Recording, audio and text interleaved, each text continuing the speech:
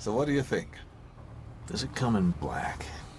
The purpose of redesigning the Batmobile, which we call the Tumbler, was to have it have capabilities that we felt a crime fighter would need to have in the modern day.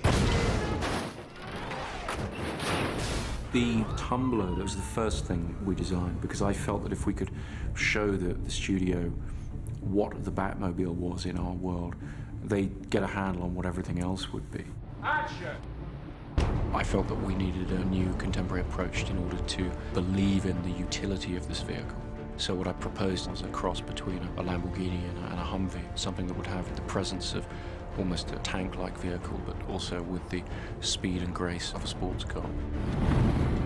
Just as airplane flaps generate lift to make a plane go up, the Tumbler uses flaps to push the vehicle down and achieve greater velocity. The theory behind it is that it's got all these little aerofoils on the outside that all make tiny little wings, instead of having one big as an aircraft. The other key aerodynamic element, surprisingly, is the airflow under the car.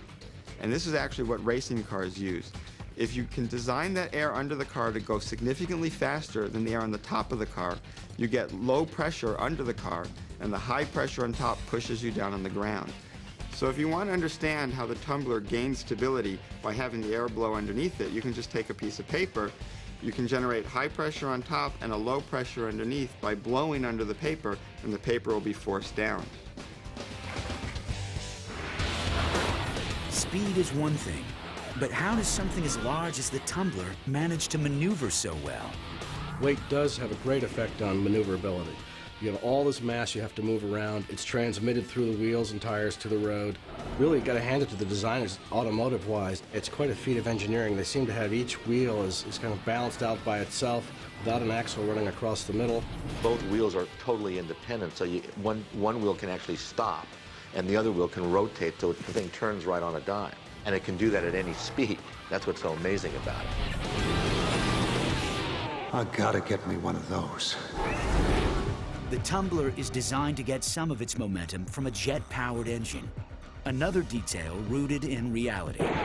Jet-powered cars have been used to set land speed records, and they've even made brief trips into the consumer world. They've tried to use jet engines in cars throughout history. 1963, Chrysler introduced the turbine car. 50 models they made, had a jet engine in it.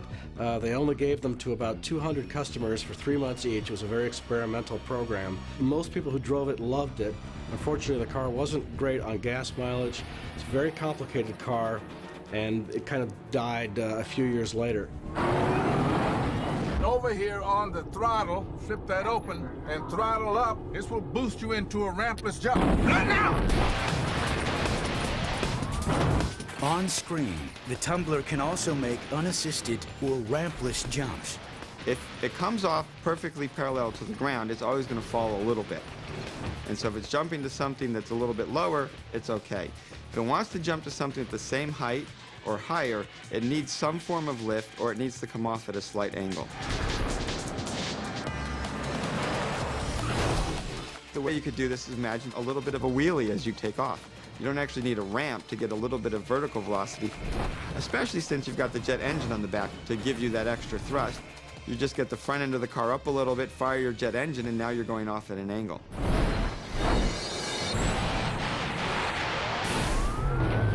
You know, we were confident that we could do some pretty amazing jumps and it land and drive off, you know, not the classic thing where the car jumps, lands, falls apart, and then you cut and put another car in and drive away. You know, we were proud of the fact that we could do all that and still carry on the sequence. If you had powerful enough hydraulics or electromagnetic shots up front, and then you had a very powerful jet engine and aimed down a little bit, you might be able to get enough of a leaping effect to go 10, 20, 30 feet in the air. The real danger is the landing. He's going to be landing at a very high speed. So the front end of the car has to have the stability and the shock system to survive that jump. And in fact, if you look closely, the Batmobile does some interesting thing. The front wheels extend, there's extra shock absorbers there, and when it hits the ground, it slows down over that longer distance that enables it to survive the impact.